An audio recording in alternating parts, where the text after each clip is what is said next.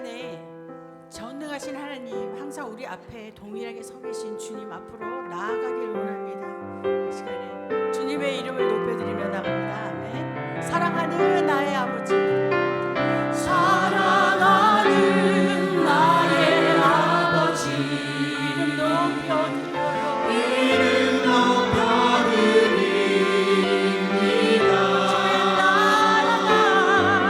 주의 나라 찬양 속에 임하시니 능력의 주님께 주께 찬송하네. 다시 한번 고백합니다. 사랑하는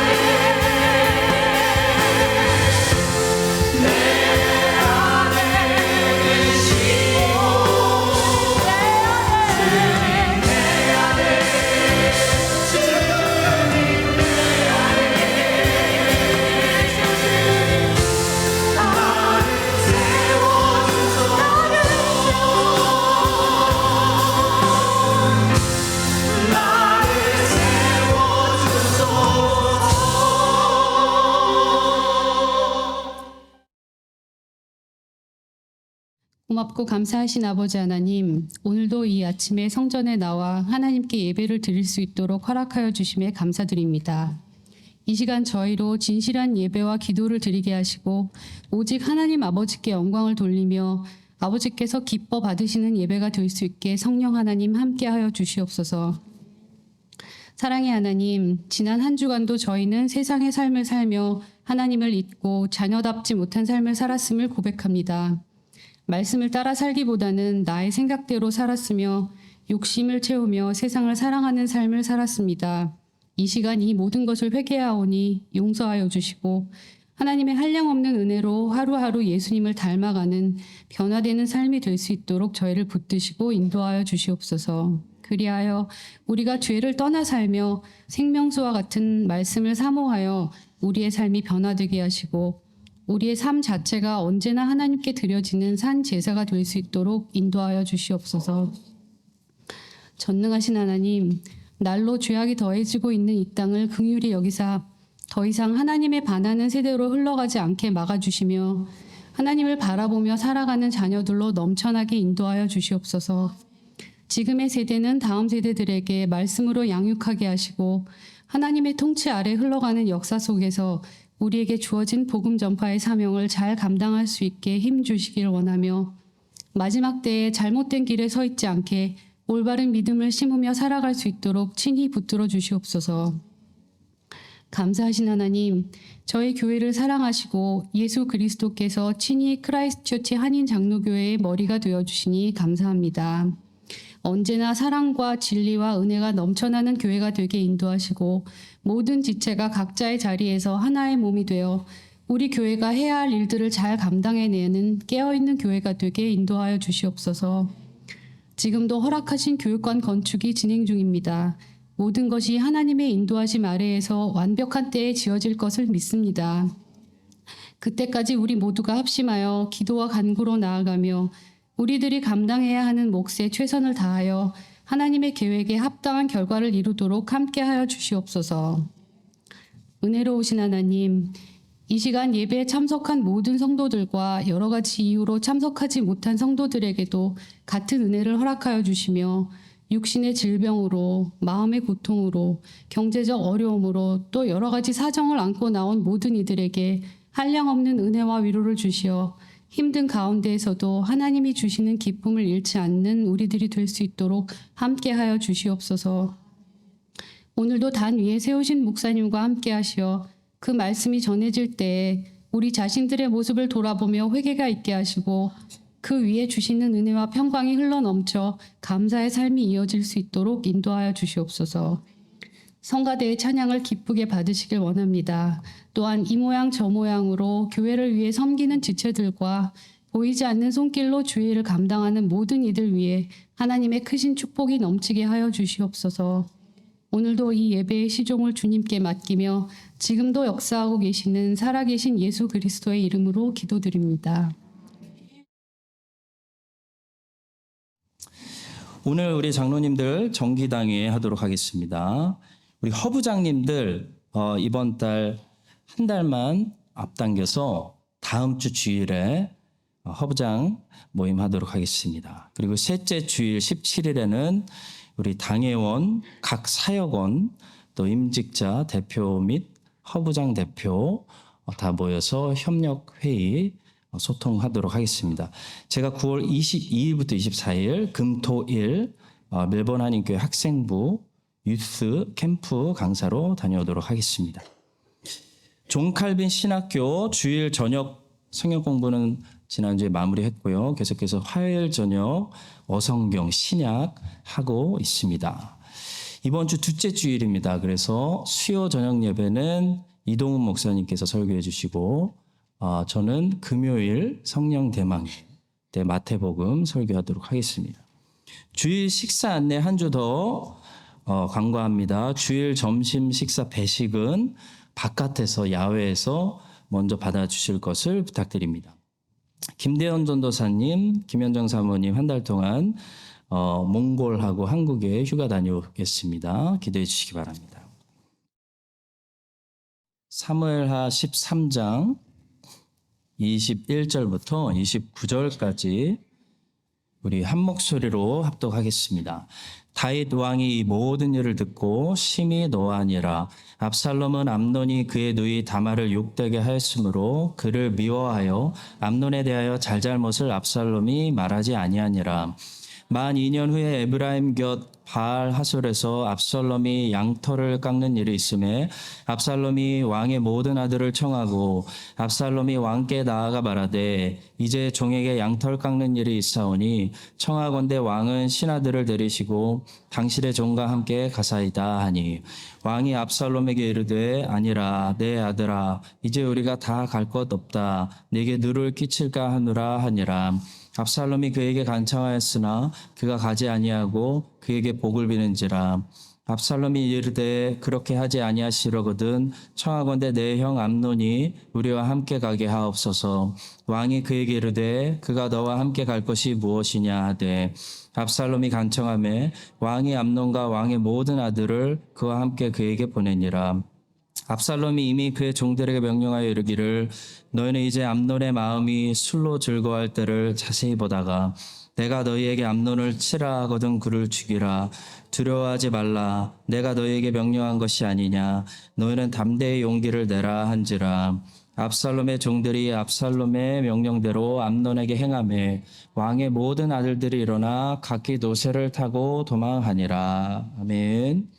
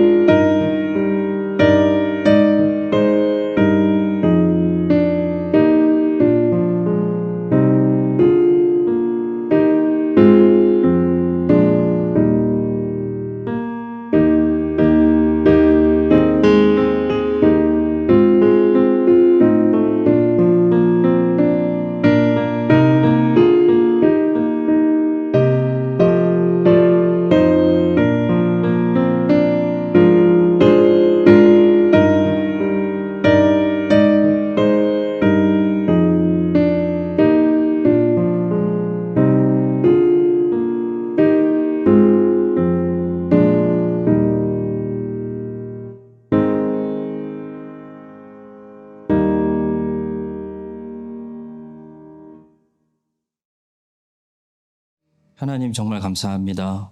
새로운 한 주를 우리 앞에 또 허락하여 주심을 감사합니다. 새롭게 된 이 한 주 첫날 아침에 주님 모여서 예배합니다. 주님 새롭게 주시는 한 주를 우리가 죄로 더럽히지 않도록 하나님 보호하시고 인도하여 주시옵소서. 늘 우리가 매일 샤워를 하듯이 매일 말씀으로 우리 마음을 깨끗이 씻을 수 있도록 말씀으로 주님 늘 인도하여 주시옵소서.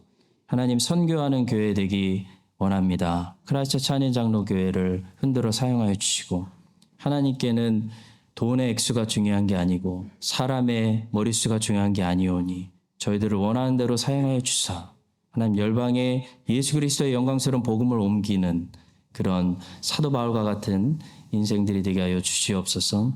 주님 물질을 드리고 주의 백성들을 축복합니다.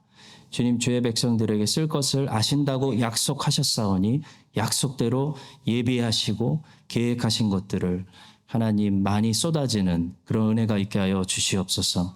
하나님 관계에 평화를 주셔서 우리 모든 성도들이 발 뻗고 평안한 마음으로 잘 수 있도록 하여 주시옵소서. 우리를 미워하고 우리를 하나님 공격하는 에서의 마음을 하나님께서 부드럽게 바꾸시기를 간절히 기도드립니다. 하나님 아버지 또 우리도 야곱에서 하나님 이스라엘로 성화되는 사람들이 되기 원합니다. 하나님 많은 분들이 닫혀서 기도하는 성도들이 있습니다. 그분들이 열리는 은혜를 이번 주에 허락하여 주시옵소서. 문들이 없어서 기도하는 사람들이 있습니다.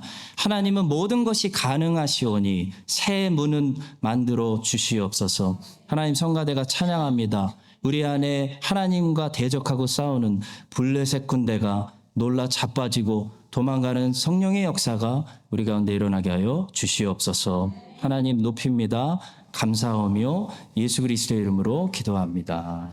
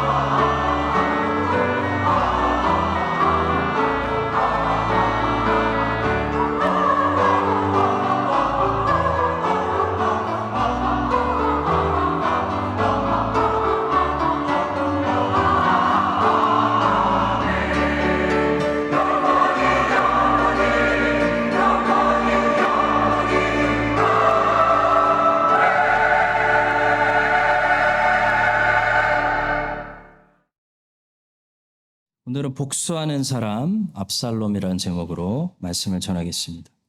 인생을 살다 보니까요, 복수하고 싶을 때가 있더라고요. 다윗은 사울을 만났습니다. 중간에 복수할 수 있는 기회가 2번 있었는데 끝까지 복수에 손대지 않았죠. 에서도 야곱을 만나서 400명 끌고 가서 복수하려고 했는데 그냥 중간에 그만뒀습니다. 요셉도 자기 10대하고 자기 20대의 인생 망가뜨렸던 형들을 다시 만났어요. 그래서 복수할 수 있는 찬스를 얻었는데 하나님의 섭리를 찬양하면서 복수하지 않았습니다. 그러니까 성경을 봐도 복수하고 싶은 사람들을 많이 만나는 게 인생인 것 같아요. 근데 중요한 것은 복수하면 내 인생도 망가진다는 겁니다. 복수는 우리가 소중한 인생을 살아가면서 절대로 손대면 안 되는 빅3, 마약, 도박, 복수. 이 빅3 중에 하나예요. 왜냐하면 우리 인생이 철저하게 망가지기 때문에, 완전히 망가지기 때문에 복수에 손대시면 안 됩니다. 근데 오늘 본문에 보시면 안타깝게도 한참 미래가 밝은 젊은이가 복수에 손을 댔어요. 그래서 자기 인생이 완전히 망가지는 것을 보게 됩니다. 자, 오늘은 복수에 손댄 사람이 압살롬을 보면서 복수에 대해서 하나님 말씀은 우리에게 뭐라고 말씀하는지 3가지만 살펴보도록 하겠습니다. 첫째로 공의로운 처벌이 복수를 제일 잘 예방한다는 사실입니다. 자, 본문에서 압살롬이 왜 복수하려고 했냐면요, 다윗이 암논을 향해서 공의로운 처벌을 행하지 않았기 때문이에요. 다윗은 암논이 저지른 이야기를 듣고 분노만 했지 처벌하지 않았습니다. 그러니까 압살롬이 복수의 사람이 될 수밖에 없었어요. 여기서 아주 중요한 레슨을 배우게 됩니다, 여러분. 처벌이 왜 필요할까요? further crime을, 다음 범죄들을 막기 위해서 처벌이 필요한 거예요. 처벌의 목적은 다음 범죄를 예방하는 데 있는 거지 그 가해자에게 복수하기 위해서 있는 것이 아닙니다. 사형이라는 처벌은 절대로 가해자에게 향하는 피해 복수가 아니에요. 사형과 처벌의 목적은 다음 범죄를 막는 겁니다. 다윗이 이스라엘의 왕으로 지금 섬기고 있다는 것은 다윗이 이 나라의 최고 재판장이라는 사실을 말해줍니다. 근데 나라의 최고 재판장이라는 사람이 왕자가 공주를 왕궁에서 대낮에 겁탈했는데 아무런 처벌을 행하지 않았어요. 그 재판에서 아무런 형이 떨어지지 않았다고요.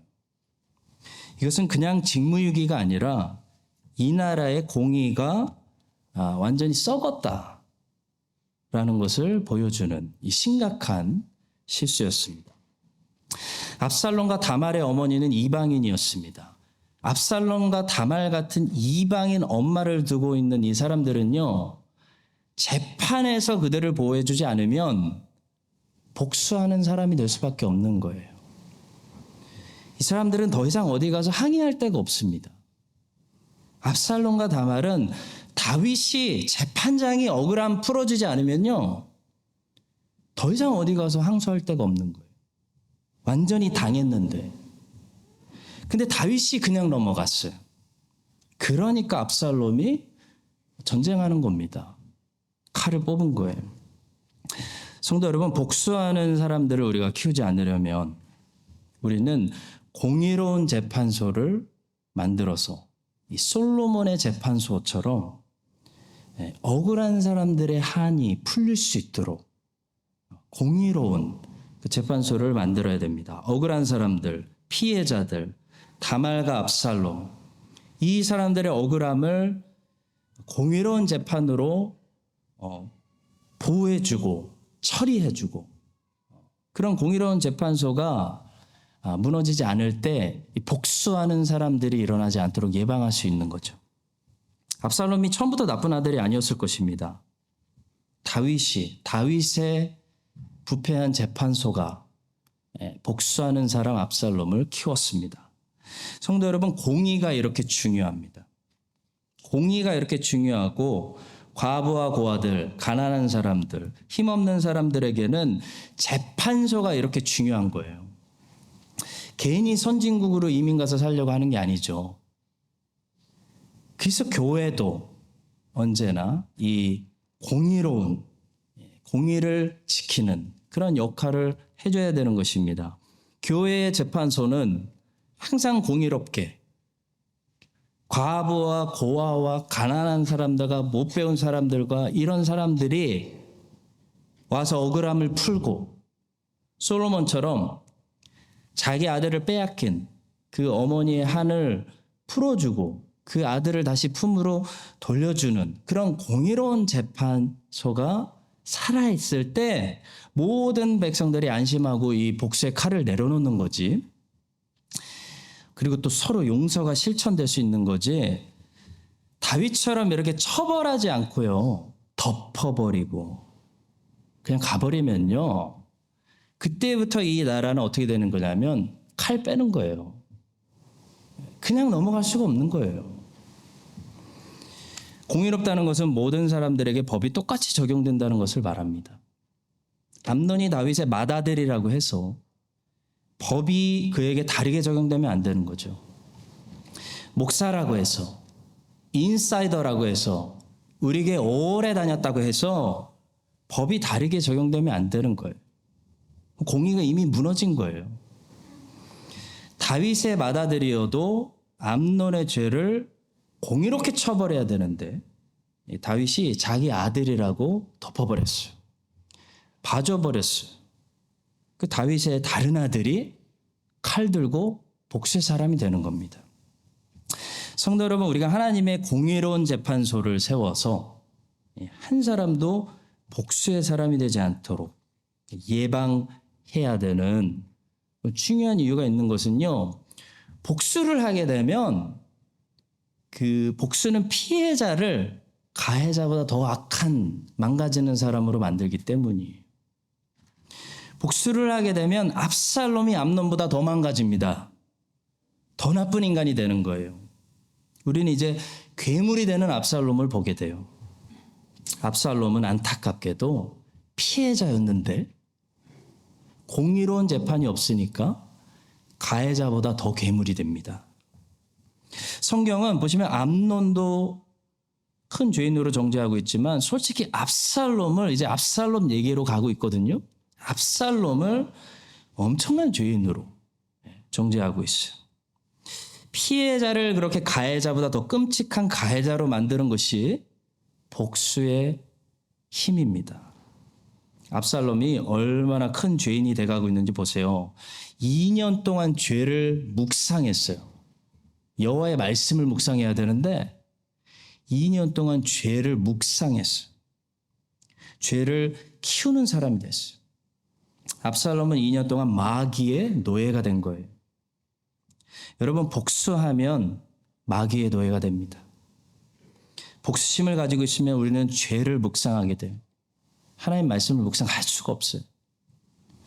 매일 마귀와 동행하게 됩니다. 마귀의 집에서 살게 됩니다. 2년 동안 압살롬은 지옥에서 살았습니다. 마귀의 집에서 살았고 마귀하고 대화했고 2년 동안 아무도 하루도 평안한 날이 없었을 거예요. 성도 여러분, 복수하지 말아야 됩니다. 복수하면 마귀의 노예가 됩니다. 미움을 가지고 있으면 하나님께 나아갈 수가 없습니다. 또 압살롬은 이 복수의 계획을 숨기고 속이고 위장하는 그런 파티로 위장해서 아버지까지 초대하는 그런 아주 속임수에 비열한 인간이 되었습니다. 압살롬이 처음부터 이런 위선적인 사람이었을 것 같지는 않아요. 복수가 압살롬을 망가뜨린 거예요. 복수는요, 우리의 성품을 망가뜨려. 우리 형상을 완전히 부셔버려요. 그래서 비겁한 사람이 돼. 치사한 사람이 돼. 위선적인 사람이 돼. 앞에서 척하는 사람이 돼. 뒤에서 칼을 가지고 있으면서. 압살롬은 완전히 망가졌죠.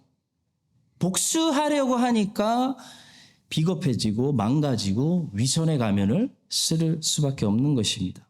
또 압살롬은 미워하는 사람이었습니다. 22절 보십시오. 압살롬은 암논이 그의 누이 다말을 욕되게 하였으므로 그를 미워하여. 미움을 품고 있으면 하나님 보실 때 우리는 이 간음한 사람하고 똑같은 죄인입니다. 누군가를 미워하고 있다. 미움이라는 쓰레기를 휴지통에 아직 넣지 못했다. 내가 가지고 있다. 그러면은 하나님 보실 때 성폭행을 하고 다니는 사람하고 똑같은 사람으로 보이는 거예요. 우리는 반드시 미움이라는 쓰레기를 휴지통에 던져야 됩니다. 미움을 버려야 됩니다. 사랑으로 우리 마음을 덮어야 돼요.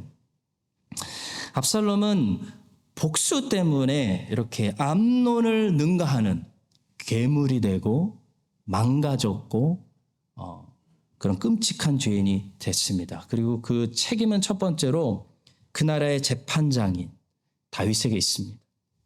다윗 정부의 부패한 재판소, 구부러진 재판이 복수하는 사람 압살롬을 키웠어요. 이스라엘의 괴물을 만들었어요.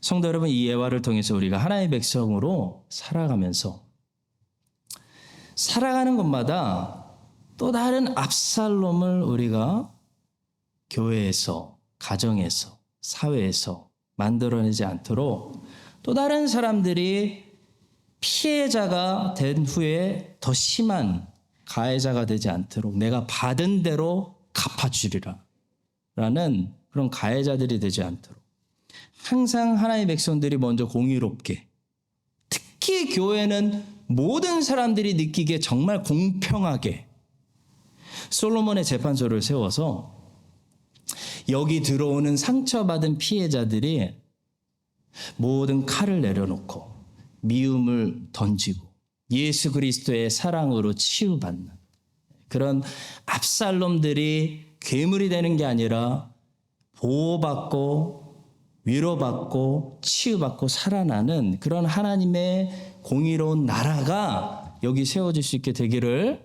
예수님의 이름으로 간절히 축원합니다. 두 번째로 복수는 분명한 사실인데요. 에너지 낭비라는 사실이에요. 꼭 기억합시다.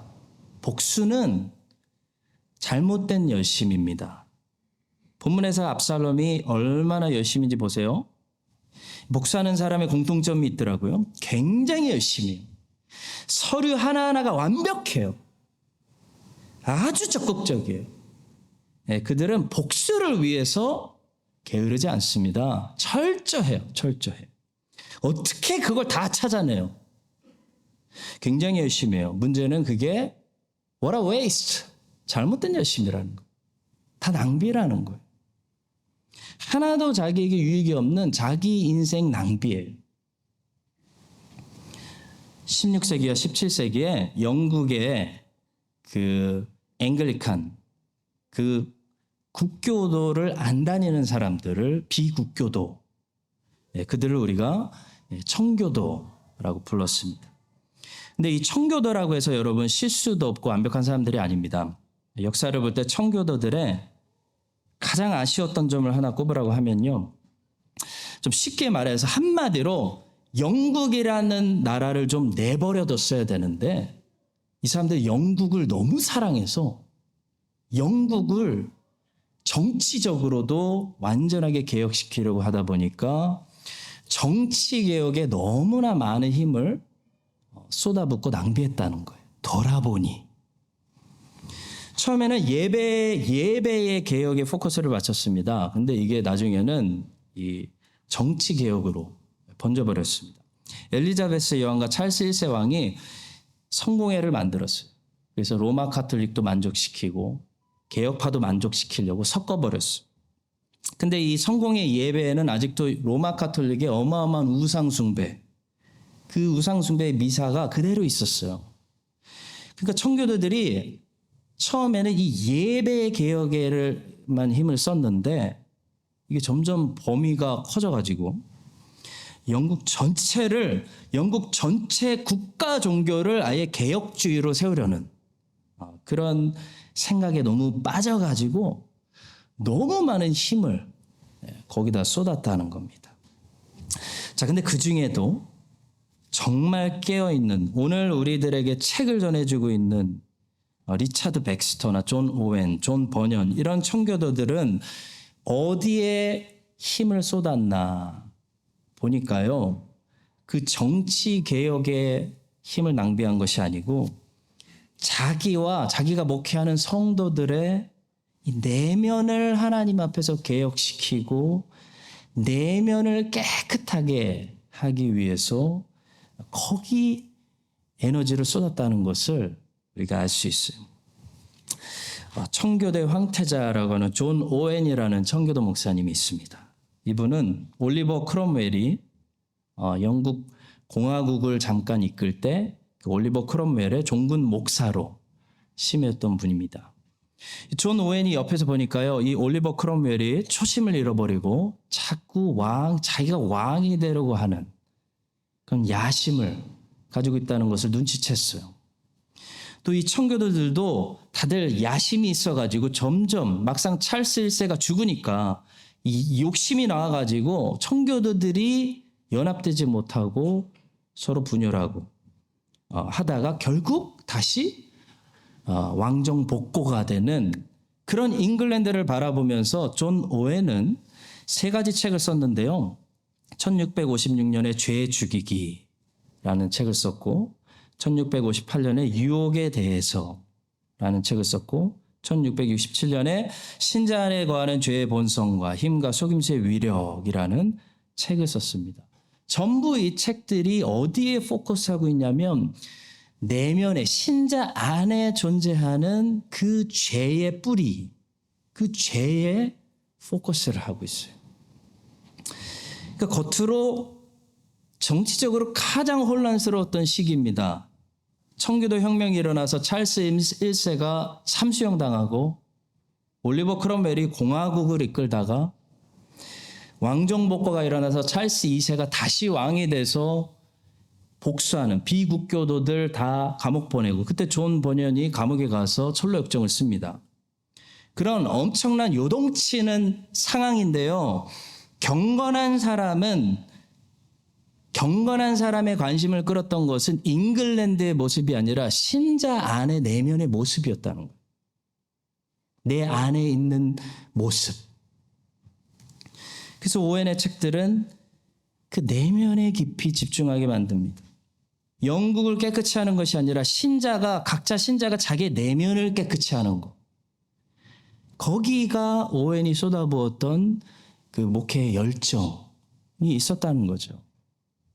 성도 여러분, 오웬은 범죄보다 죄에 집중했어요. 오웬은 알았어요. 죄가 원인이라는 거예요. 죄 죽이기를 하면 이 죄를 주님 다시 오시거나 우리가 죽을 때까지 완전히 제거하지는 못하지만 이 죄를 피딩하지 않고 키우지 않고 죽여놓는, 때려 눕혀놓는 그런 성화, 죄 죽이기를 할 때 자연스럽게 범죄가 줄어드는 거지 이 범죄가 주된 원인이 아니라는 거예요.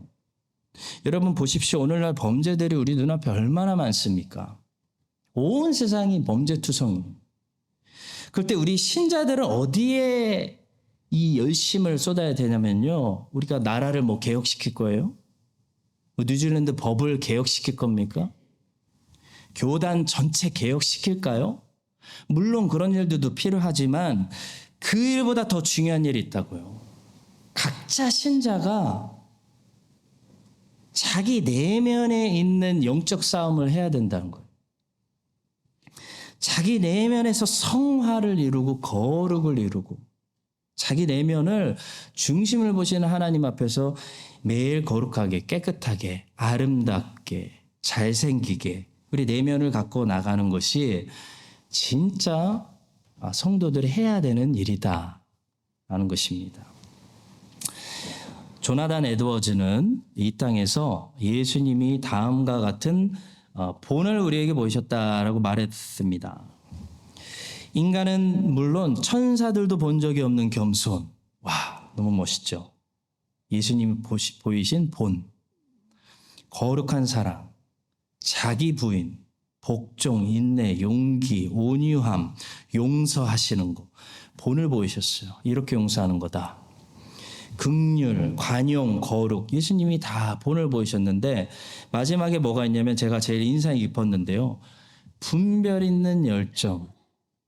분별 있는 열정에 본을 보이셨다고 조나단 에드워즈는 말했습니다. 보니까 항상 모든 일에 열정 있는 사람들이 있어요.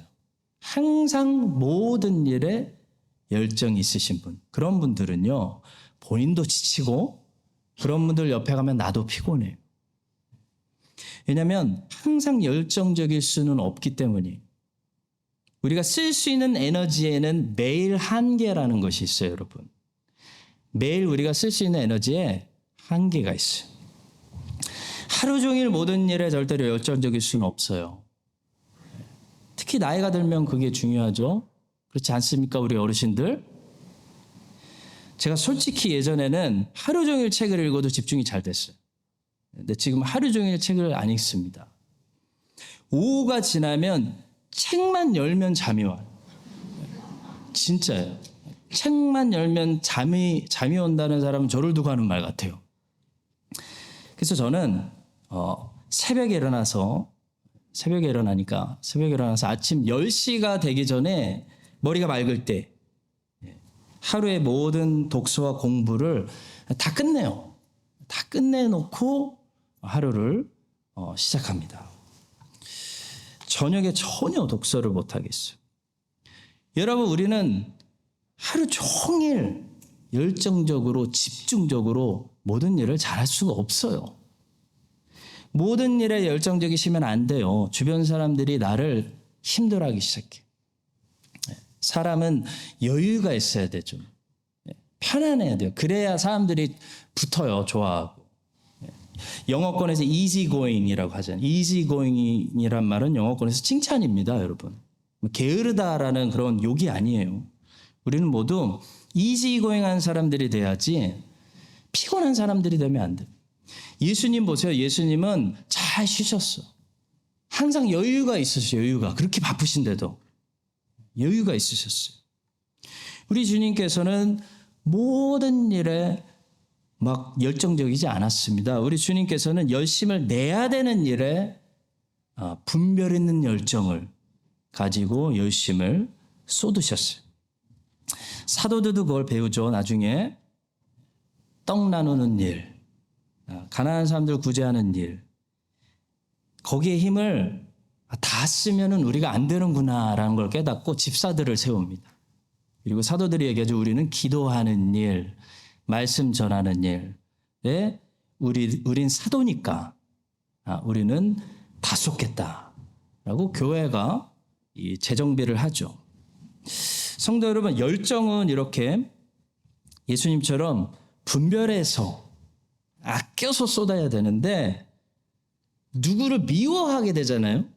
복수심을 품게 되면 문제가 뭐냐면 우리의 모든 열심이 글로 다 새버려요. 우리의 모든 열심, 열정, 힘과 에너지가 글로 다 새버려요.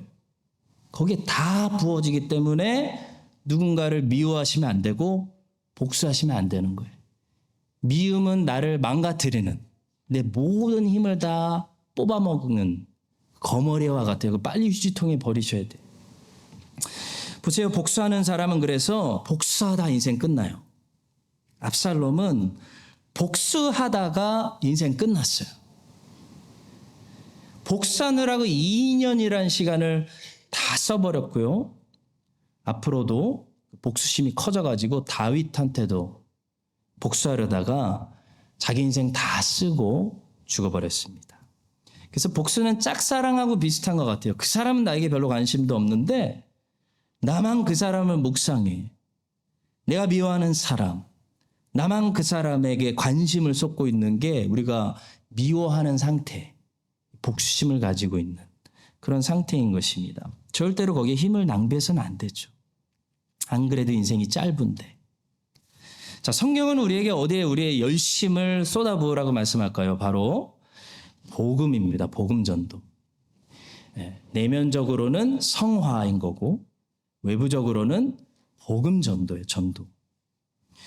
사도 바울의 서신들을 보시면요, 이 사도 바울이 얼마나 복음에 미쳐 있는, 복음에 자기를 쏟는, 전제로 부어드리는 사람이었는지 우리가 느낄 수가 있습니다. 바울은 서신서들을 기록할 때마다 이 복음은이라고 말할 때마다 이 복음이라는 말이 나오기만 하면 마치 하려던 말을 잠시 멈추는 것 같아요. 그리고 다시 복음 설명에 막 자기가 막 빠져들고 있는, 복음의 영광에 자기가 막 다시 젖어들고 있는 그런 모습들을 보여줍니다. 그러니까 한마디로 바울은 복음만 나오면 흥분해요. 흥분. 복음만 나오면 이 사람은 뜨거워집니다. 근데 거기에 열정이 있으니까. 거기에 다 쏟아붓고 있으니까. 여러분, 복음은 돌로 표현하자면 이게 잘 다듬어진 예쁜 그런 돌이 아니고 울퉁불퉁한, 미련하고 어리석어 보이는 돌과 비슷합니다. 그렇지만 이 돌이 세상으로 날아가서 온 세상에 이렇게 부딪힐 때마다 온 세상을 때려 부수는 돌이 바로 복음이에요. 이게 하나님의 나라죠. 느부갓네살의 꿈을 다니엘이 해석한 것처럼 하나님이 세상을 향해 던진 돌이 복음이에요. 복음의 시작이니라. 하나님 나라가 가까이 왔다. 그 복음은 사람이 손으로 다듬은 돌이 아니라는 것이 특징입니다. 한번 보세요. 손대지 아니한 돌이 산에서 나와서 새와 녹과 진흙과 은과 금을 부서뜨린 것을 왕께서 보신 것은 하나님이 장래일을 왕께 알게 하신 것이라. 이 꿈은 참되고 이 해석은 확실합니다. 손대지 않은 돌이라는 것은요, 사람들이 철학으로, 이성으로 가공하고 만들어낸 것이 아니라는 거예요. 복음은 하나님이 세상에 던지신 메시지입니다. 그래서 깔끔하지가 않아요. 그래서 사람들의 이성을 만족시키지가 않아요. 그래서 복음이라는 것은 뭐가 중요한 거냐면 깔끔하게 철학적인 말로 설교하는 것이 중요한 것이 아니라 복음이라는 것은 그렇기 때문에 열심으로 전도하는 것이 제일 중요한 거예요, 여러분. 열심으로. 복음은 열심히 전도하는 사람이 제일 복음 잘 전도하는 거예요. 설교도 비슷한 것 같고. 그래서 저희 어머니는 저에게 너 잘하려고 하지 말고 너 열심히 설교해. 그런 교우들이 다 알아. 이 비밀을 말해드리면 안 되는데. 여러분, 복음이라는 것은 성격상 열심히 전하는 게 제일 잘 전하는 거예요, 여러분. 빌립보 교회는요, 바울이 빌립보 가서 두들겨 맞고 감옥에 갇히면서 탄생한 교회입니다. 바울이 해산의 고통으로 해산한 교회예요. 이 교회가 바울에게 참 효도를 많이 했습니다. 참 좋은 자식이었어요. 그러니까 바울이 생각할 때 마음속에 제일 흐뭇하고 감사한, 여러분들 그 자식들 중에서도 그런 자식 있지 않아요? 다 동일한가요? 생각만 해도 고마운 자식 있잖아요. 혼자 알아서 잘 자라주는. 바울에게요, 고린도 교회는 굉장히 사랑하는데 진짜 힘들게 한 자식이었고요. 빌립보 교회는 정말 생각만 해도 내가 기쁘다. 그 빌립보서가 기쁨의 서신이잖아요. 감사한 그런 교회가 바로 빌립보 교회였어요. 왜냐하면 빌립보 교회가 뭘 했냐면 교회가 개척된 이후로 바울이 로마 감옥 갇힐 때까지 한 번도 쉬지 않고 사도 바울의 선교 사역에 동참했기 때문이에요. 다른 게 아니에요. 빌립보서 1장 3절과 5절을 보시겠습니다. 내가 너희를 생각할 때마다 나의 하나님께 감사하며 간구할 때마다 너희 무리를 위하여 기쁨으로 항상 간구함은 너희가 첫날부터 이제까지 복음을 위한 일에 참여하고 있기 때문이라. 또 빌립보서 4장 15절과 16절입니다. 빌립보 사람들아 너희도 알거니와 복음의 시초에 내가 마게도냐를 떠날 때 주고받는 내 일에 참여한 교회가 너희 외에 아무도 없었느니라.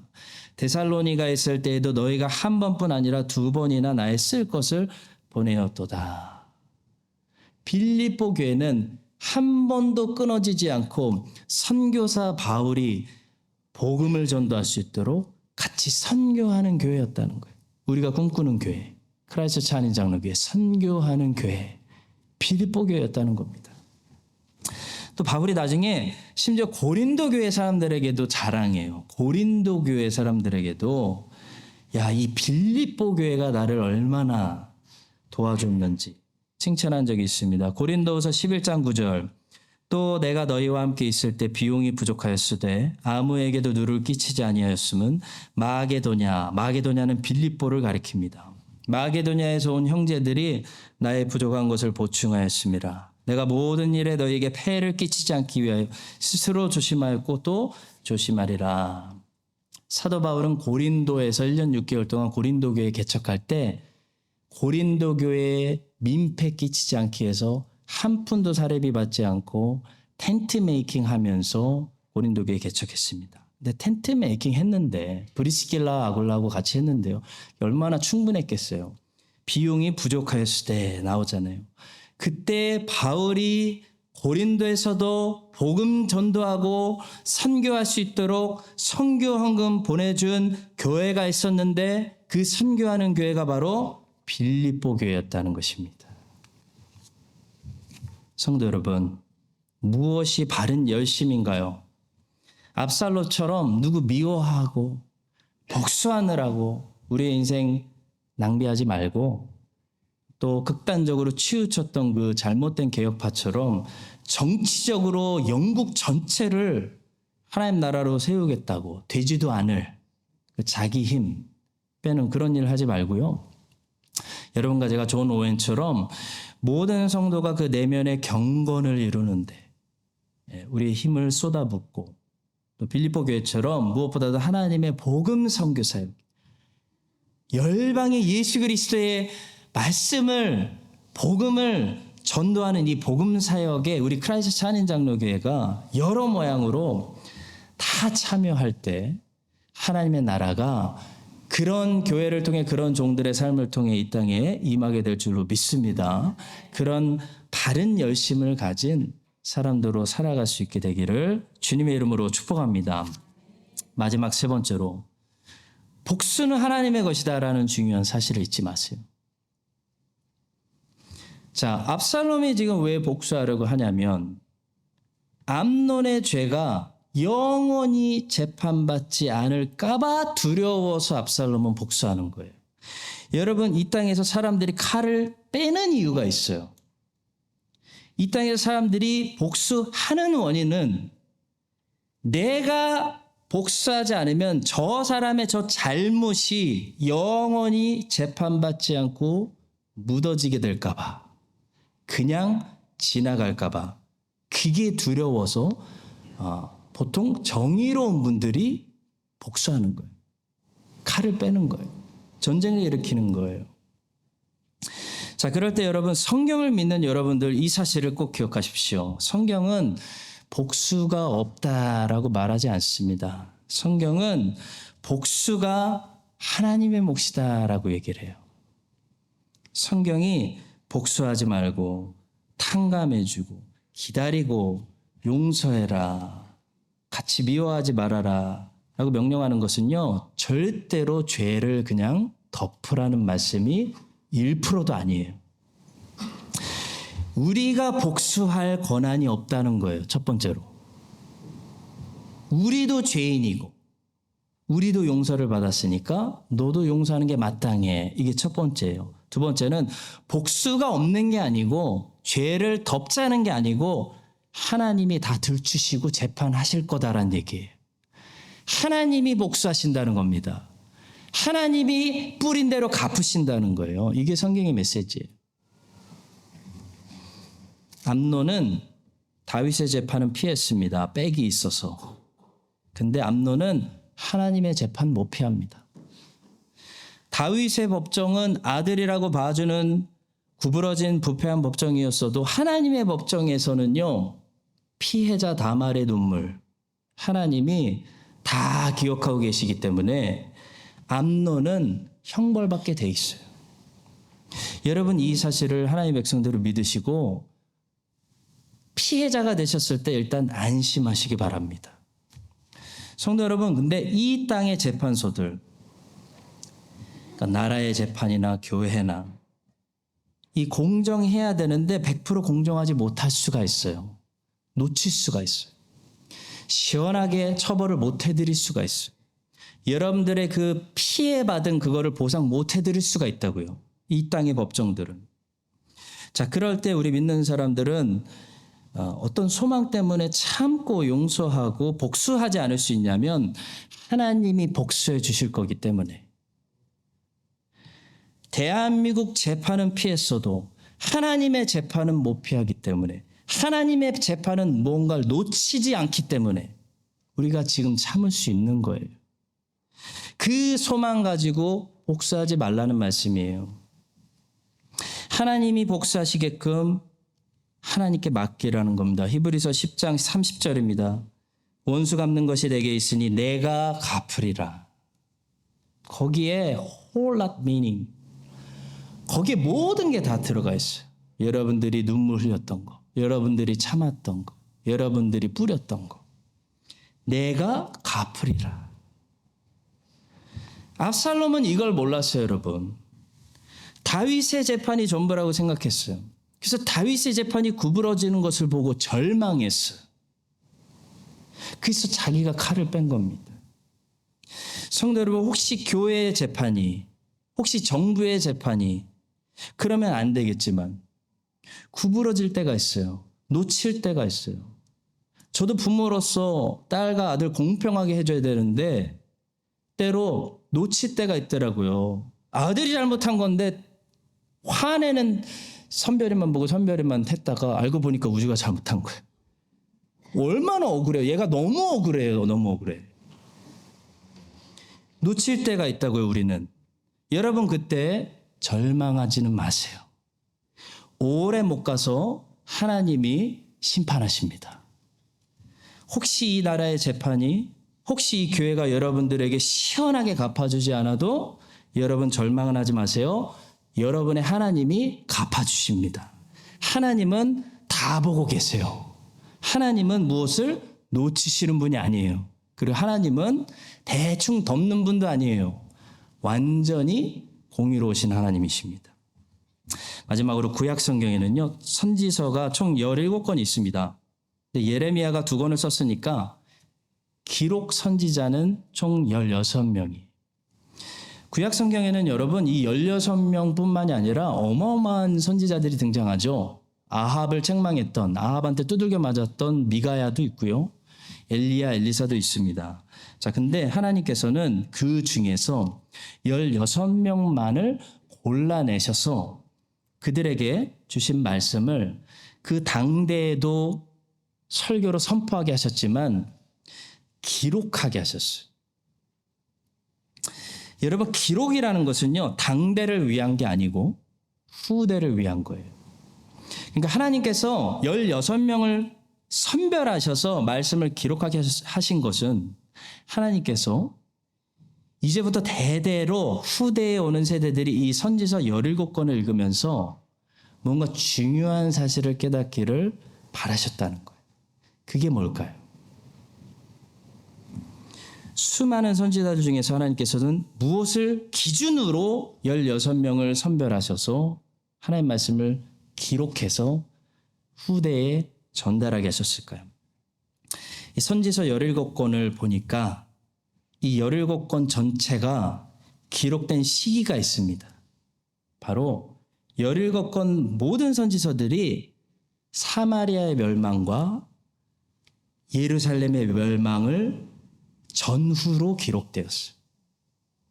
다시 말해 엘리야와 엘리사는 엄청난 사람들이었지만 사마리아의 멸망과 너무 멀리 떨어져 있기 때문에 기록 선지자가 되지 않았습니다. 근데 요나, 아모스, 호세아는 북이스라엘의 멸망이 가까운 선지자들이었기 때문에 기록 선지자가 되었어요. 나머지 기록 선지자들도 마찬가지예요. 예루살렘을 멸망을 기준으로 해서 포로 전, 포로 중, 포로 후로 기록된 그런 선지자들이었어요. 자, 그렇다면 하나님께서 멸망을 중심으로 활동한 선지자들의 말씀을 전부 기록하게 하시고 당시 이스라엘 백성들의 상태를 우리에게 보여주고 계시는 거거든요. 어떤 말씀을 하고 계실까요? 반드시 재판이 오고 심판이 온다고 선지자들이 선포하는데도 불구하고 당대 이스라엘 사람들의 상태가 어땠냐면 우린 절대 안 망한다. 안 망해. 재판 없어. 내일도 평안하다, 평안하다, 평안하다 라고 말하고 있었다는 거예요. 그걸 보여주시는 거예요. 특히 남유다 사람들은요, 절대로 망하지 않는다는 아주 예루살렘 불패 신화를 가지고 있었습니다. 예루살렘 불패 신화라는 게 존재했어요. 히스기야 왕 때 아수르 군대 18만 5천 명이 중동 장악하고 북이스라엘 무너뜨리고 남유다에 왔잖아요. 근데 예루살렘에서 함락시키지 못하고 하나님의 천사가 나와서 다 죽여가지고 아수르 군대가 전멸되는 그런 기적의 사건이 일어납니다. 그때 이후로 남유다 사람들은 예루살렘은 절대 안 망한다. 안 무너진다, 안 무너진다. 라는 예루살렘 불패 신화를 가지고 있었어요. 그 신화를 가지고 있었다는 내용이 에스겔, 예레미야, 다니엘, 이사야 거기에 나와요. 계속 그 내용 반복이에요. 예루살렘 불패 신화 때문에 죄를 회개하고 돌이키는 것이 아니라 우리는 안 망한다. 여호와께서 우리와 함께 하신다. 여호와께서 우리 편이다. 우리에게는 여호와의 성전이 있다. 우리는 선민 백성이다. 라고 말하면서 죄를 회개하지 않았다는 거예요.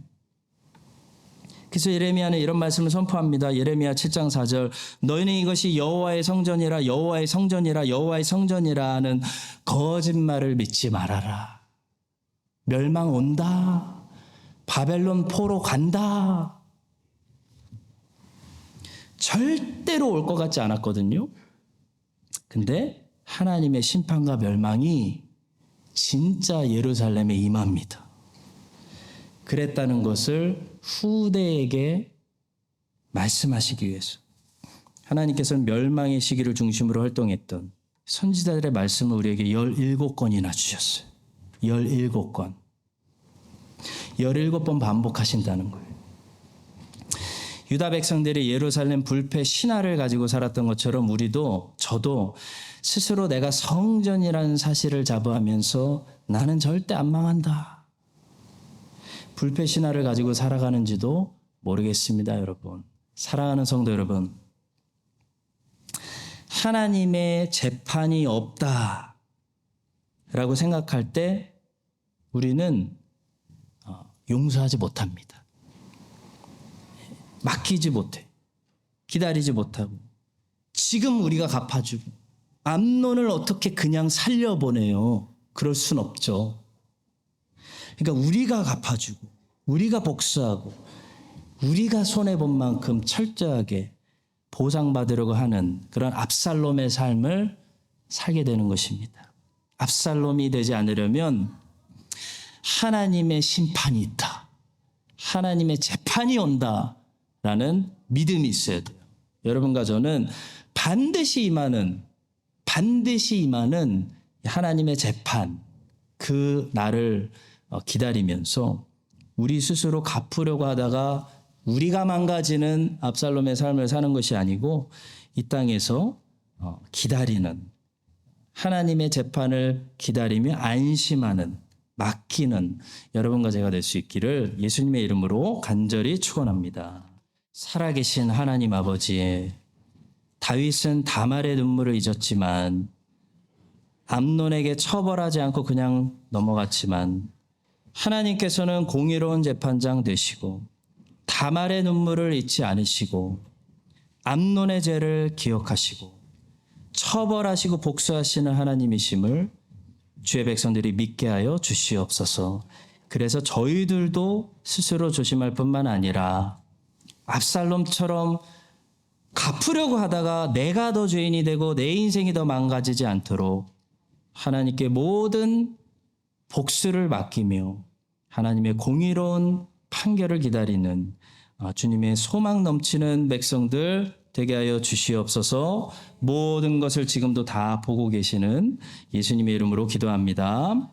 아멘. 지금은 구름을 타고 다시 오시는 예수 그리스도의 은혜와 고아와 과부의 피해자들의 편이 되시는 하나님의 그 크신 사랑과 성령 하나님의 교통하심이 공의로운 재판을 기다리며 복수의 칼을 다시 내려놓고 미움을 버리고 하나님께 모든 것을 맡기고 나아가는 모든 심령이 가난한 주의 백성들 위해 이제부터 영원까지 함께 하시기를 간절히 축원드립니다. 아멘.